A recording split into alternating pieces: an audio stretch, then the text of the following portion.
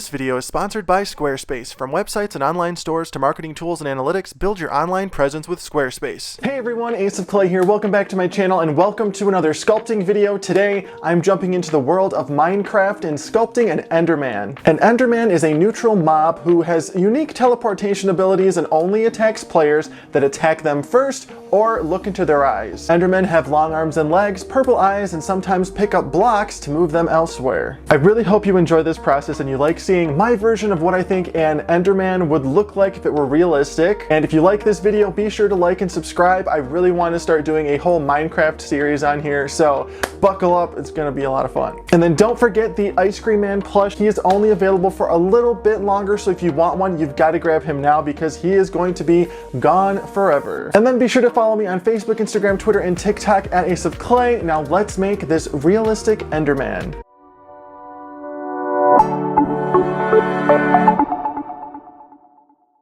Alright, let's make this realistic Enderman from Minecraft. I got my wooden plaque here with the holes drilled. Gonna start adding my aluminum wire, shaping out this guy's skeleton, starting with his legs, then his waist, torso, and arm. Then I'm going to mirror that side by making the exact same thing, like so, just facing the other direction. And then we're going to add another piece to create the neck, and then we're going to tie all three pieces together with some more wire, and then we've got his skeleton. And all the materials that you're going to see me use in this video are listed in the description box below, along with my affiliate links if you want to purchase anything. Oh, and then really quick, hey, it's me again. Sorry to interrupt the video. I just want to let you know that the Ice Cream Man plush is going away forever very, very soon. So if you want to snag one, you got to grab him now from the link at the top of the description box below. Now back to the video. All right, now that everything is nice and tight, just kind of figuring out the shoulders here, let's add some bacon bond to that wire, and then brush it in, and then start adding some Super Sculpey Ultralight to bulk out the larger areas on this guy. I'm gonna do the torso, and then I'm also gonna make him a little skull out of ultralight as well.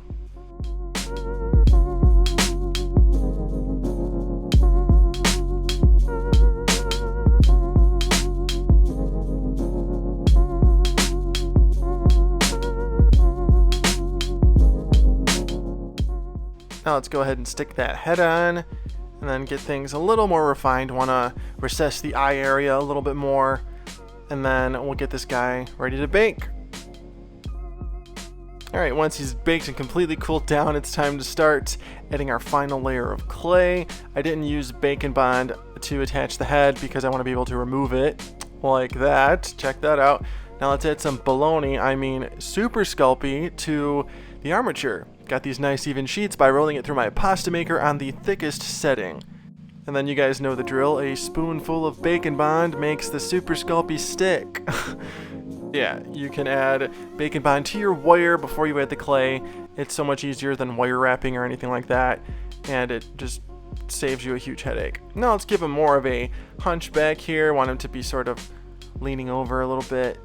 Very creepy, very, very weird, skinny looking dude. Now let's start working on his muscle structure. I didn't want him to look too human. Of course he's going to be a humanoid, but I didn't want it to be an exact like male anatomy. So I'm just going in and just doing the pectoral area first, and then we'll start getting a little more creative as we work our way downward.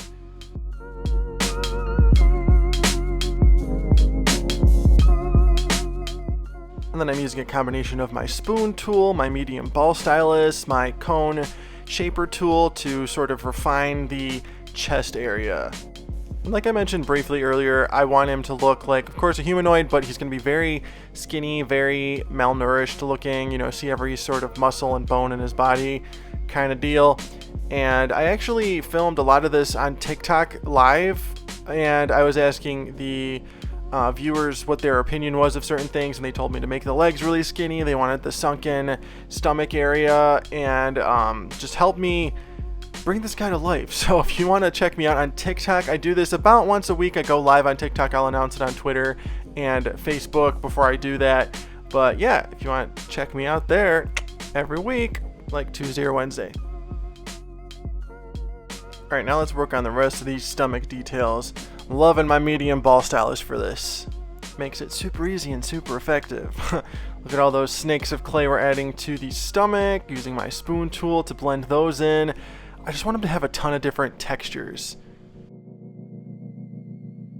And then for a lovely skin texture, I'm using my cone rubber shaper tool and just sort of crisscrossing lines here and there. And believe it or not, I actually had a mortician email me asking me how to create a skin texture for a deceased person that they were reconstructing. So that was pretty cool. I gave them a little tutorial like this.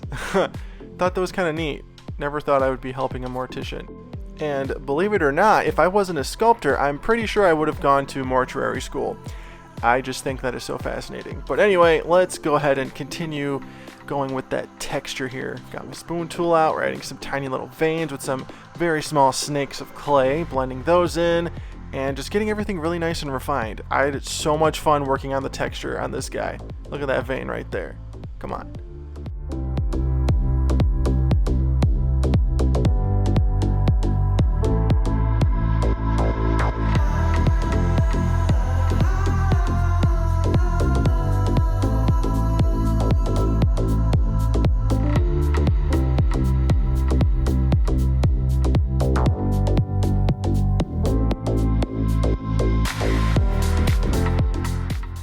Alright, now I'm working my way down to the foot. Got another foot-shaped piece of clay on there, making sure the ankle is nice and skinny, and then I'll start shaping things out with my spoon tool, get those toes figured out, and just work on this foot until it's done. And then I make the other one off camera.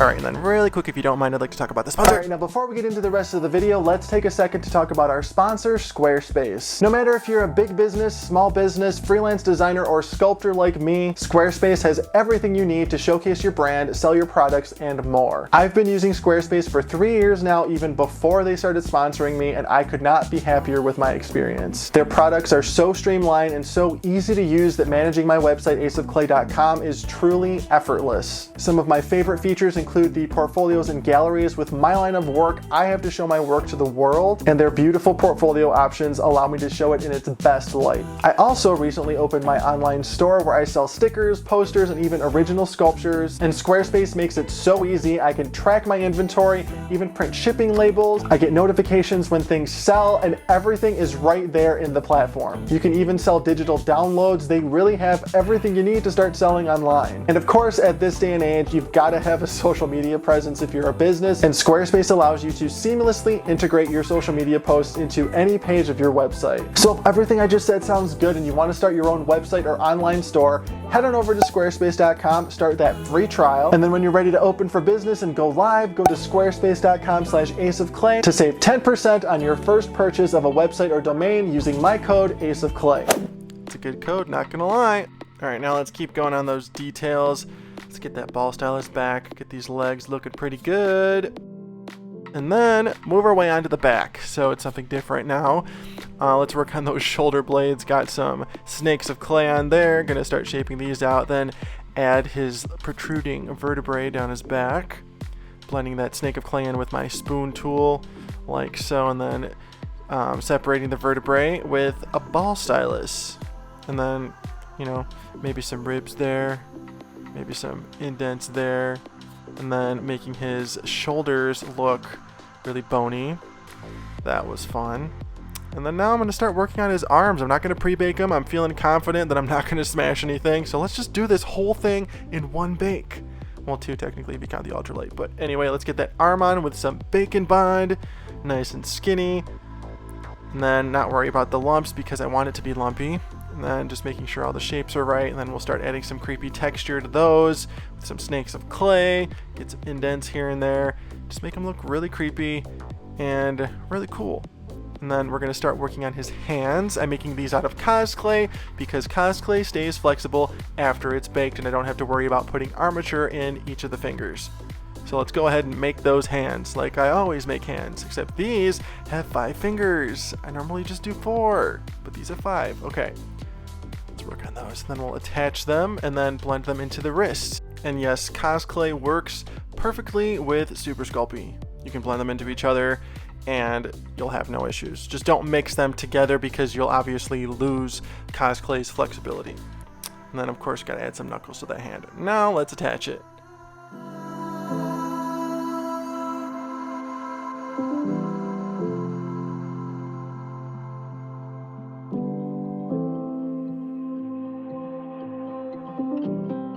Now that the body's done, let's go ahead and start working on his head. For his eyes, I'm going to use some 16mm glass cabochons. I'm going to paint the backs of these purple with this nice color shift purple from Folk Art.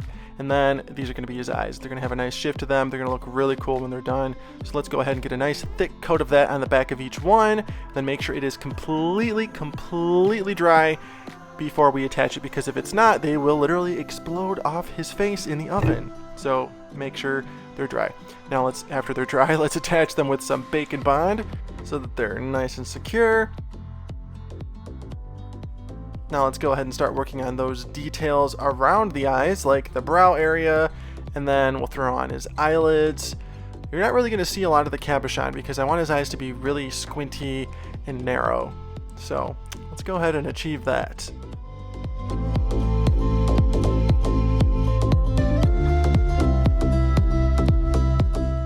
Alright, while I'm working on his face, let me know in the comments which Minecraft character you want to see me make next. I'm thinking about visiting the zombie pigmen next. That's what everybody said on the TikTok live that I did. So I'm thinking about doing that next week. But let me know what other cool characters there are. I really want to make this into a series and, you know, make realistic versions of all these super blocky, simplistic designs.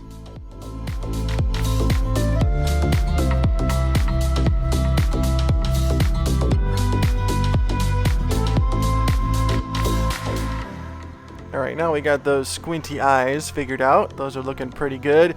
Now his face at this point kind of reminds me of this meme I saw a long time ago of somebody. It was one of those nailed it memes where somebody tries to make a cute looking face with their breakfast food in the pan and it ends up looking like this dying alien. That just reminded me of this. But anyway, let's go ahead and work on the mouth. His mouth is going to be open a little bit, just doing my interpretation of that. Now let's go ahead and bring out those cheekbones.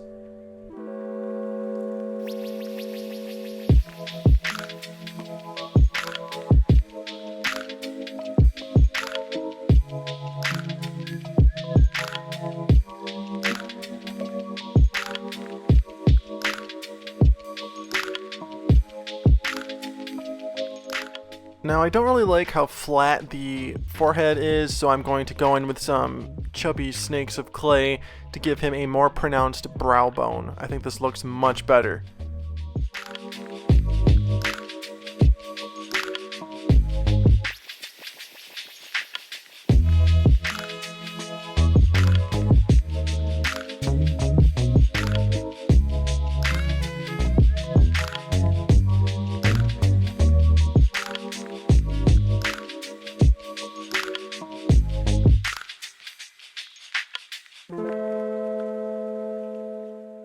Alright, now let's attach his head with some Bacon Bond. A little too much Bacon Bond there, but it's okay. Let's slide that on.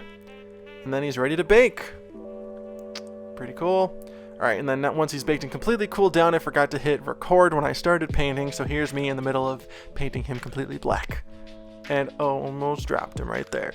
All the paints that I use in this video are Folk Art brand matte acrylics and metallics, and color shift metallics, I should say. And of course using a smaller brush to get close to the eyes, and then using my blow dryer to dry him in between coats. Black has great coverage. Now I'm just going in and dry brushing some Color Flash purple on, just a little bit, just to give him a little bit of a sheen, bring out his details. I think this looks so cool. This was such a simple paint job, but it was very effective. Should I say super easy and super effective. I wanted to keep him mainly solid black though, so I didn't add too many different colors. I didn't want to distract from the original design. And then we're going to scrape off the excess paint from the glass eyes, and then we're going to go in and paint his base a green color reminiscent of the grass in the game.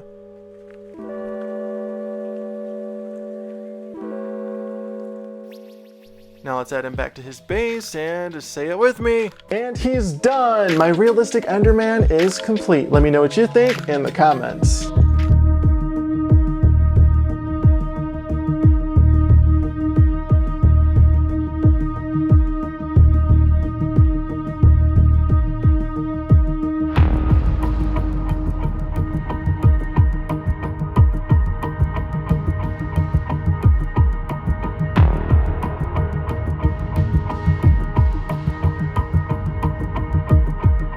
I really like how he turned out. This was a pretty fun project because an Enderman from the actual game is just a bunch of blocks, very simplistic, no detail really whatsoever other than the purple eyes and some coloring. So I really had a ton of artistic freedom, and that's always fun because I don't have to follow a design. I can just make it up as I go, and that's what I did with him. And I really hope you like it. So again, let me know what you think in the comments. Be sure to check me out on Facebook, Instagram, Twitter, and TikTok. Thank you so much for being here, and I'll see you in the next video. Thanks for watching.